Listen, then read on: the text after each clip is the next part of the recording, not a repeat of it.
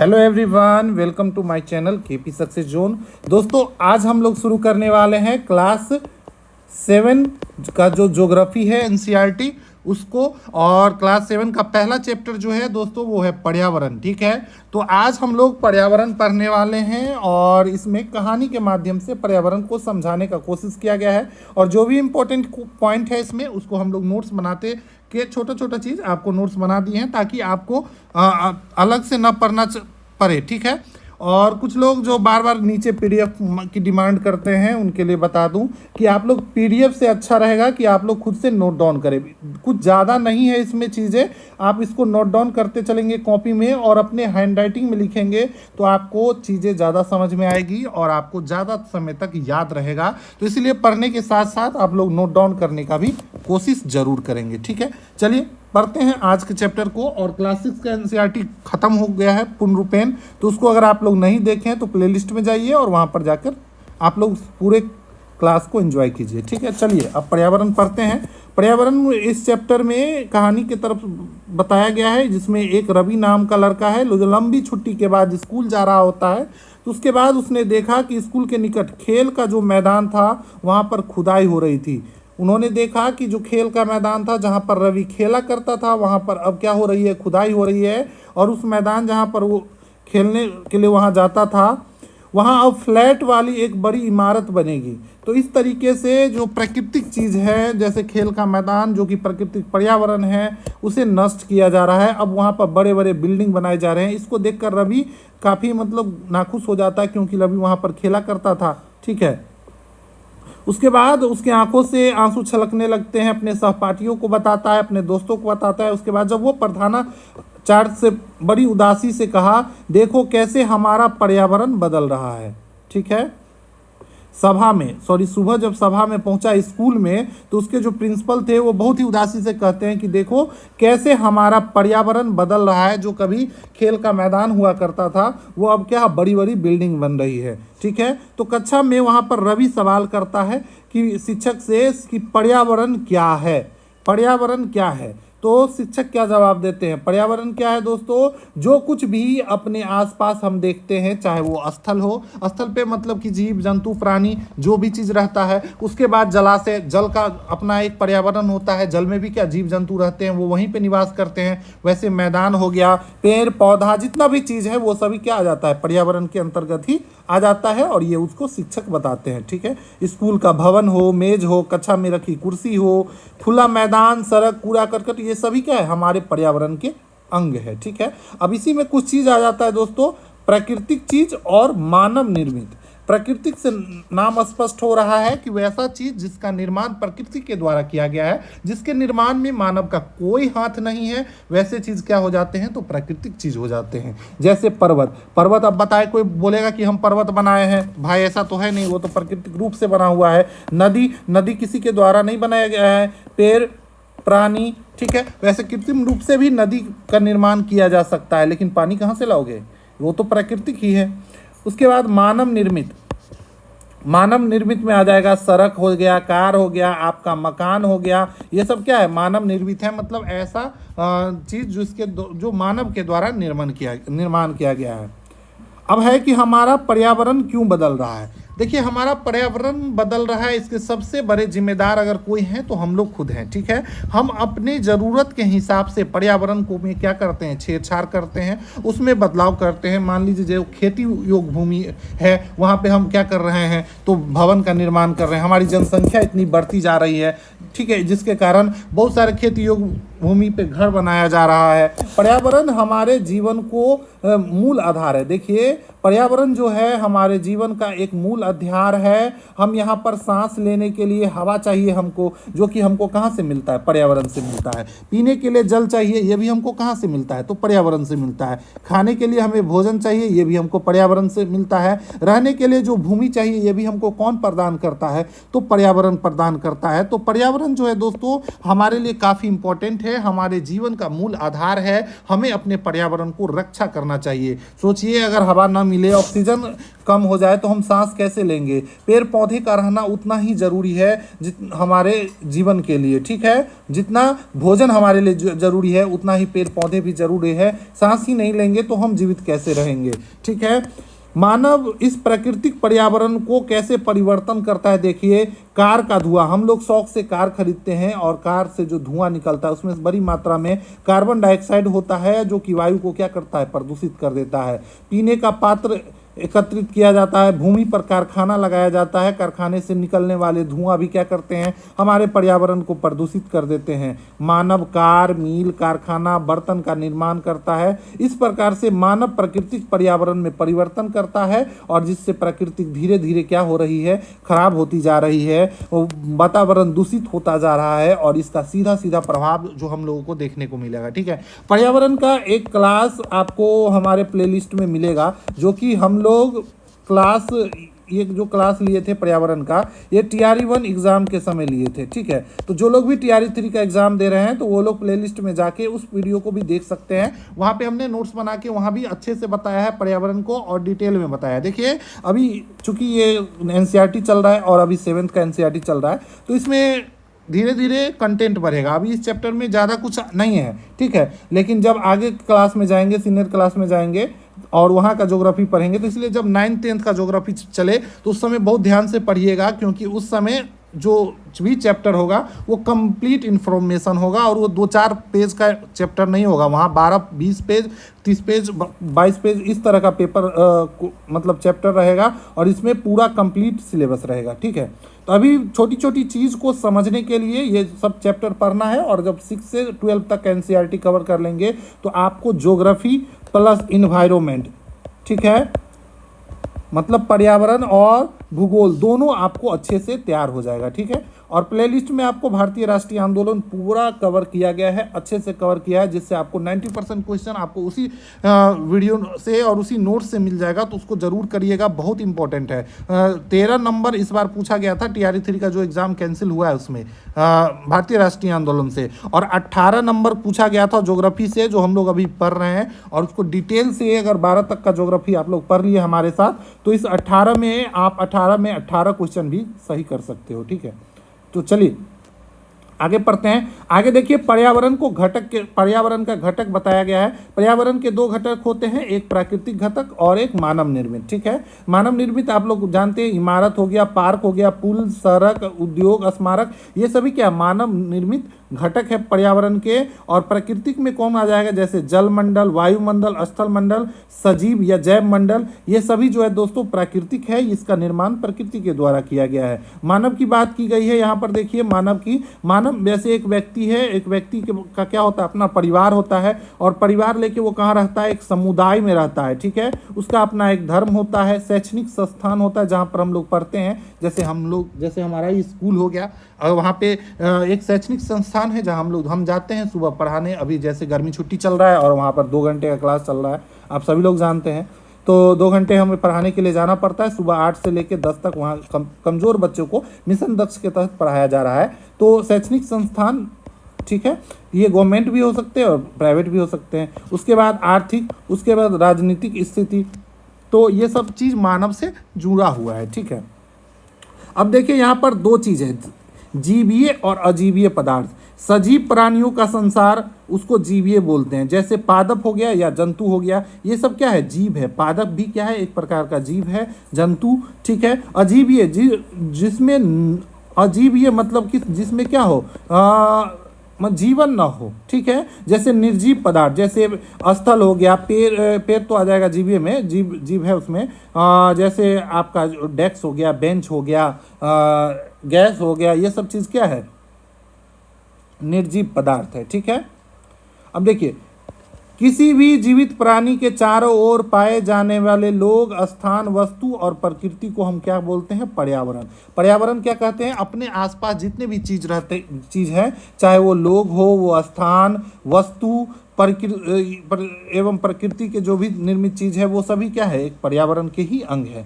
यह प्राकृतिक और मानव निर्मित हो सकते हैं। प्राकृतिक पर्यावरण में पृथ्वी पर पाए जाने वाले जीवीय और अजीवीय दोनों परिस्थिति सम्मिलित है।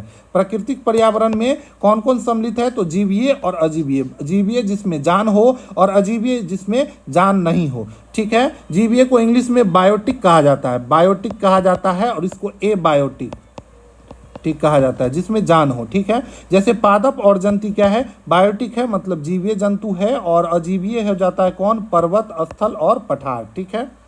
उसके बाद आ जाते हैं दोस्तों, तो वायुमंडल में परिवर्तन होने से मौसम और जलवायु में परिवर्तन होता है। इसको भी ध्यान रखेंगे कि जैसे ही वायुमंडल में आपको परिवर्तन देखने को मिलेगा, वैसे ही उस जगह का मौसम और जलवायु में भी परिवर्तन देखने को मिलेगा, ठीक है। जैसे कि अगर आप लोग रेगिस्तान वाले क्षेत्र में चले जाएं, ठीक है, तो वहाँ का दोस्तों वायुमंडल अलग होगा। वहाँ का वायुमंडल क्या होगा, अलग होगा। वहाँ का मौसम हमेशा क्या रहेगा, शुष्क रहेगा। वहाँ पर ज़्यादा वर्षा नहीं होगी। वहाँ की जलवायु कैसी होगी, तो शुष्क जलवायु होगी। लेकिन वहीं पे अगर मेघालय में चला जाए, भारत के मेघालय, ठीक है, यहाँ का वायुमंडल कुछ ज़्यादा ही सुंदर है वायुमंडल, और यहाँ पर दोस्तों सबसे ज़्यादा वर्षा होता है, सबसे ज़्यादा वर्षा होता है। और विश्व में सबसे ज़्यादा वर्षा होता है दोस्तों मेघालय का ही जगह है मासिनराम में, ठीक है। तो यहाँ का जो जलवायु होगा दोस्तों वो अलग होगा, ठीक है।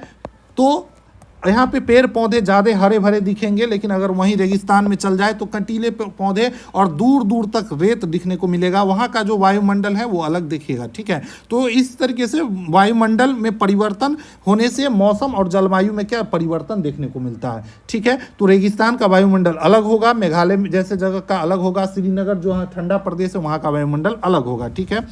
पादप और जीव जंतु मिलकर जैव मंडल का निर्माण करता है। जैव मंडल में क्या क्या आ जाता है, तो पादप और जीव जंतु सभी मिलकर के क्या बनता है, जैव मंडल बनता है। यह सजीव संसार का निर्माण करते हैं। पृथ्वी का वह संकीर्ण क्षेत्र जहां स्थल जल वायु मिलकर जीवन को संभव बनाते हैं, ठीक है। जैव मंडल में कौन कौन सा आ जाएगा दोस्तों, तो जैव मंडल में आपको सभी आ जाएंगे, ठीक है। जैव मंडल में सभी आ जाएंगे, जल मंडल हो, स्थल मंडल हो, वायुमंडल हो, ये सभी मिलकर क्या बनाते हैं, तो जैव मंडल का निर्माण करते हैं, जहां पर जीवन क्या है, संभव है, ठीक है। उसके बाद यहाँ पर देखिए पारितंत्र दिया हुआ है। क्या होता है पारितंत्र, वह तंत्र जिसमें समस्त जीवधारी आपस में एक दूसरे के साथ पर्यावरण के उस भौतिक और रासायनिक कारकों के साथ परस्पर क्रिया करके रहते हैं, निवास करते हैं, ठीक है। ये सब ऊर्जा और पदार्थ के स्थानांतरण द्वारा संबंधित है। जैसे मान लीजिए किसी पर्यावरण में क्या है, मान लीजिए हिरन है, हिरन क्या खाती है,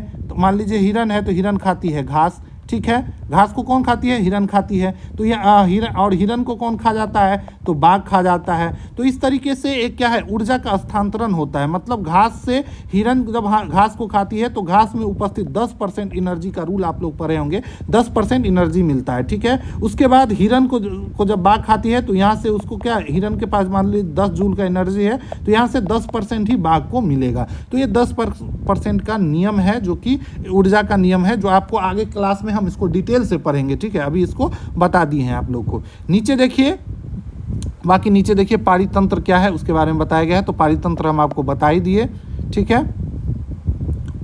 इसमें वही चीज बताया गया है। रवि अपने कक्षा में कैंप में जेसी से मिलता है और आश्चर्य से पूछता है कि कितनी मूसलाधार वर्षा हो रही है, इससे मुझे अपने केरल याद आ गया, ठीक है। रवि बोलता है कितना मूसलाधार बारिश हो गया कि हमको अपना केरल आ गया। केरल में क्या होता है दोस्तों, वहाँ हरे हरे खेत और नारियल के बागान देखने को मिलते हैं। वहाँ का जो पर्यावरण है वो अलग होता है, ठीक है। वहीं बात करें जैसलमेर जो कि राजस्थान में, वहाँ पर क्या होता है, वो हमारे यहाँ वर्षा नहीं होती है, ठीक है। हीरा बोलता है कि हमारे यहाँ वर्षा नहीं होती है, क्योंकि हीरा कहाँ का रहने वाला है, जैसलमेर का रहने वाला है। और जैसलमेर क्या है, राजस्थान में है, और ये मरुस्थलीय क्षेत्र है, और कई बार जैसलमेर में साल भर वर्षा नहीं होती है। तो ये जो है परिवर्तन देखने को मिलता है, ये विविधता देखने को मिलता है भारत में हर जगह, ठीक है। एक ताल का पारितंत्र, यहाँ देखिए एक ताल है, उसका पारितंत्र देखने को मिल रहा है, जिसमें हर तरह के पेड़ पौधे जीव जंतु सभी एक साथ मिलकर रह रहे हैं, ठीक है। उसके बाद इस डेट को याद रखेंगे, 5 जून को मनाया जाता है विश्व पर्यावरण दिवस। विश्व पर्यावरण दिवस मनाया जाता है 5 जून को, ठीक है। और ये क्यों मनाया जाता है, क्योंकि पर्यावरण को बचाने के लिए इसमें बातें की जाती हैं, पर्यावरण दिवस, ताकि लोगों को जागरूक किया जा सके पर्यावरण के प्रति, इसीलिए हम लोग 5 जून को क्या मनाते हैं, पर्यावरण दिवस मनाते हैं। अब आगे देखिए पारितंत्र। पारितंत्र क्या होता है, जीवधारियों का आपसी एवं अपने आसपास के पर्यावरण के बीच का संबंध ही क्या कहलाता है, तो पारितंत्र का निर्माण करता है। ये आपस में मिलकर जीवधारी आपसी एवं अपने आसपास के पर्यावरण के बीच का जो संबंध है वही पारितंत्र का निर्माण करता है। जैसे वर्षा वाले वन का अपना पारितंत्र होगा, घास का मैदान का अपना पारितंत्र होगा, रेगिस्तान का अपना पारितंत्र होता है, पर्वत के वाले प्रदेश का अपना पारितंत्र और महासागर का। देखिए पृथ्वी पर सबसे बड़ा पारितंत्र अगर कहीं का है तो ये है महासागर का पारितंत्र। जी हाँ दोस्तों, इसको याद रखेंगे, सबसे बड़ा पारितंत्र, ठीक है।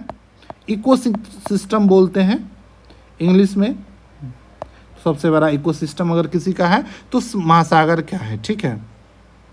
अब देखिए यहाँ पे बात किया गया है रेगिस्तान में हमको क्या देखने को मिलता है। हीरा बताता है कि ऊंट देखने को मिलता है रेगिस्तान में, और तुम्हें वहाँ पर सांप, छिपकली और अनेक कीट भी मिलेंगे। विभिन्न स्थानों पर पाए जाने वाले जीव जंतु और वनस्पति और लोगों के रहन सहन के तरीके इतने भिन्न क्यों हैं, तो इसका कारण क्या है कि हर जगह का जलवायु अपना अलग अलग है। कहीं पे बहुत ज़्यादा ठंडा पड़ता है तो वहाँ का रहन सहन ऑब्वियस सी बात अलग होगा, खान पान अलग होगा। सभी पेड़ पौधे, जीव जंतु, मानव आसपास के पर्यावरण पर आश्रित हैं। तो जितने भी पेड़ पौधे हैं, जीव जंतु और मानव हैं, ये सभी अपने आसपास के पर्यावरण पर निर्भर है और एक दूसरे पर आश्रित भी है। जीवधारियों का आपसी एवं अपने आसपास के पर्यावरण के बीच संबंध ही क्या कहलाता है, पारितंत्र का निर्माण करता है। जैसे अधिक वर्षा वाले वन, यहाँ का जो पारितंत्र होगा वो उसके अगल आसपास के पर्यावरण पे निर्भर करता है। घास के मैदान का, रेगिस्तान का, पर्वत, झील, नदी, महासागर, छोटे से ताल का भी एक अपना क्या होता है, पारितंत्र होता है, ठीक है। जैसे पार्क में मान लीजिए, जिस पार्क में रवि बैठ के बातें कर रहा है, खेल रहा है, उसका भी अपना क्या होता है, एक पारितंत्र होता है। तो आप लोग पारितंत्र को अच्छे से समझ गए होंगे। अब देखिए मानवीय पर्यावरण क्या है। मानव अपने पर्यावरण के साथ पारस्परिक क्रिया करता है और उसमें अपनी आवश्यकता के अनुसार परिवर्तन करता है। मानव जिस पर्यावरण में रहता है उससे पारस्परिक क्रिया करता है, मतलब अगर वो ठंडे प्रदेशों में रह रहा है, बर्फीले जगह पे रह रहा है तो उस हिसाब से क्रिया करता है, ठीक है। और अपने अनुसार उसमें परिवर्तन करता है। ठंडे जगह पे क्या करता है, ठंडी ऊनी वस्त्र पहन लेता है, गर्मी जगह पे आता है तो भाई वस्त्र कम हो जाते हैं, ठीक है। तो प्रारंभिक मानव ने स्वयं को प्रकृति के अनुरूप बना लिया था। पहले जो मानव रहते थे हमारे पूर्वज, वो अपने आप को प्रकृति के अनुरूप बना लिए थे। उनका जो जीवन था दोस्तों काफ़ी सरल था। लेकिन हम लोग क्या चाहते हैं कि भैया हमको ठंडी के मौसम में भी क्या चाहिए, गर्मी वाला एहसास चाहिए, मतलब ज़्यादा ठंडी ना लगे। क्या करते हैं, एसी लगवा लो। मतलब हमको अपने पर्यावरण के साथ रहना ही नहीं है। हम क्या चाहते हैं, हमेशा चेंज। अब बहुत गर्मी पड़ रही है तो भाई अब मानव को गर्मी सहन नहीं हो रहा है। पहले लोग उसी के सहारे लग जाते हैं, पेड़ पौधे लगाते थे, उसके नीचे रहते थे गर्मी के दिनों में। लेकिन आजकल के मानव क्या करते हैं, चलो भाई एसी लगा लेते हैं, कूलर लगा लेते हैं, पंखा के अंदर बैठ गए, ठीक है। तो पहले के जो लोग थे वो क्या थे, प्रकृति के अनुरूप ढल जाते थे। गर्मी के मौसम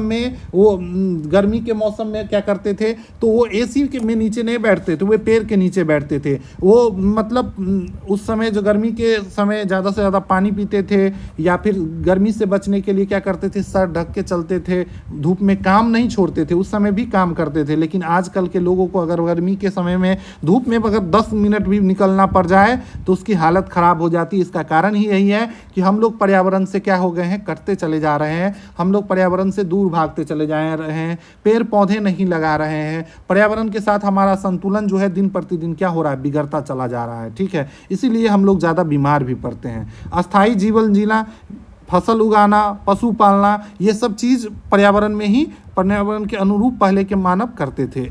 पहिए का आविष्कार हुआ, जिसके बाद देखिए हमारे जीवन में धीरे धीरे नया नया आविष्कार हुआ। जैसे पहले पहिए का आविष्कार हुआ, आवश्यकता से अधिक अन्न उपजाया जाने लगा, वस्तु विनिमय पद्धति का विकास हुआ। तो मानव का पर्यावरण कैसे बदला उसके बारे में इसमें बताया गया है, ठीक है। सूचना क्रांति आई, मतलब हम लोग एक जगह से दूसरी जगह पे, जैसे अभी देखिए मोबाइल आ गया है, हम लोग कहीं भी सूचना पहुंचाना हो तुरंत पहुंचा देते हैं। पूरे विश्व में संचार सहज हो गया और बहुत ही द्रुत हो गया, मतलब तेज हो गया। अब जैसे पहले क्या होता था, गर्मी के दिनों में रसीला तरबूज मिलता था, लोग उसको खा के राहत होते, वैसे अभी भी मिलता है, ठीक है। लेकिन आजकल के लोग जो है प्रकृति से कट गए हैं। सर्दी में भुनी हुई मूंगफली खाया जाता था। ये सब चीज़ मानव जो है आपस ये पर्यावरण के साथ कहीं ना कहीं एडजस्ट थे। ठीक है, तो यही इस चैप्टर में बताया गया है पर्यावरण के बारे में। इसमें कुछ चीज़ें हैं जो उसको आप लोग याद रखेंगे। ठीक है, पारितंत्र काफ़ी इंपॉर्टेंट है, यहाँ से कई बार क्वेश्चन देखने को मिलता है। 5 जून इसको भी याद रखेंगे। उसके बाद आप लोग कमेंट बॉक्स में बताएंगे कि जल दिवस कब मनाया जाता है। जल दिवस और पृथ्वी दिवस, ठीक है, कब मनाया जाता है। हिंट के लिए आपको बता दें, दोनों 22 तारीख को ही मनाया जाता है, बस महीना डिफरेंट है। आप लोग इसका मंथ कमेंट करेंगे। ठीक है, यहाँ पे क्या मंथ आ जाएगा। ठीक है, तो कमेंट कीजिएगा। ठीक है, चलिए ये चैप्टर कंप्लीट हो गया। इसमें कुछ क्वेश्चन है जिसको आप लोग देखेंगे। पारितंत्र क्या है, तो पारितंत्र के बारे में हम बताए हैं। प्राकृतिक पर्यावरण से आप क्या समझते हैं, प्राकृतिक पर्यावरण से आप लोग क्या समझते हैं, उसमें कौन कौन सी चीज़ होते हैं। पर्यावरण के प्रमुख घटक कौन कौन से हैं, अभी बताए हैं। मानव निर्मित पर्यावरण के 4 उदाहरण दीजिए, मतलब मानव के द्वारा निर्माण किया हुआ 4 पर्यावरण या 4 चीज़ें के बारे में बताइए। स्थल मंडल क्या है, जिसमें हम लोग निवास करते हैं। जीवीय पर्यावरण के 2 प्रमुख घटक कौन है, तो जीवीय पर्यावरण जिसमें जीव जान हो। ठीक है, जैव मंडल क्या होता है, किससे निर्माण होता है। तो इस सब चीज़ों को आप लोग लिखने का कोशिश कीजिए। क्या करेंगे, लिखने का कोशिश करेंगे। छोटा छोटा क्वेश्चन है लेकिन आप इसको लिखेंगे तो वो चीज़ आपको और अच्छे से क्लियर हो जाएगी। अब देखिए क्वेश्चन है ऑब्जेक्टिव, इनमें से कौन सा प्राकृतिक पारितंत्र नहीं है। अब देखिए मरुस्थल प्राकृतिक है, ताल प्राकृतिक है, वन प्राकृतिक है। पूछ रहा है इसमें से कौन प्राकृतिक पारितंत्र नहीं है, कौन नहीं है भाई, कमेंट करके बताइए जल्दी से। उसके बाद है इनमें से कौन सा मानवीय पर्यावरण का घटक नहीं है। स्थल, धर्म, समुदाय, कौन सा नहीं है मानवीय पर्यावरण। तो देखिए धर्म मानव के द्वारा बनाया गया है, समुदाय भी बनाया गया, लेकिन स्थल बनाया गया है क्या, नहीं। ये क्या है, प्राकृतिक है। तो इसका आंसर हो जाएगा स्थल। ठीक है, इनमें से कौन सा मानव निर्मित पर्यावरण है। मानव निर्मित इनमें से कौन है, पहाड़ मानव बनाता है, समुद्र मानव बनाता है, नहीं बनाता है। मानव क्या बनाता है, सड़क मानव के द्वारा बनाया गया है। ठीक है, पहला नंबर आप लोग कमेंट करेंगे जल्दी से। इनमें से कौन सा पर्यावरण के लिए खतरा है, पादप का वृद्धि पर्यावरण के लिए खतरा है, नहीं। इससे तो पर्यावरण और अच्छा होगा।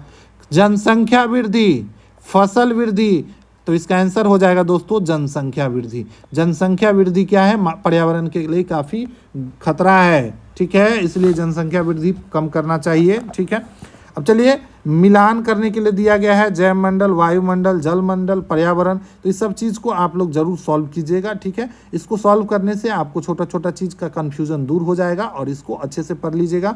इसका नोट्स की बात करें तो आप देखिए छोटा चैप्टर है, आप नोट्स नोट डाउन कर लेंगे तो ज़्यादा अच्छा रहेगा। ठीक है, तो चलिए मिलते हैं अगले क्लास में, और अगले क्लास में हम चैप्टर 2 पढ़ेंगे क्लास 7 का। ठीक है, क्लास 7 का एनसीईआरटी चल रहा है ज्योग्राफी, और 12 तक का एनसीईआरटी हम कवर कराने वाले हैं। तो आप लोग चैनल पे बने रहें और चैनल को सब्सक्राइब कर लीजिए।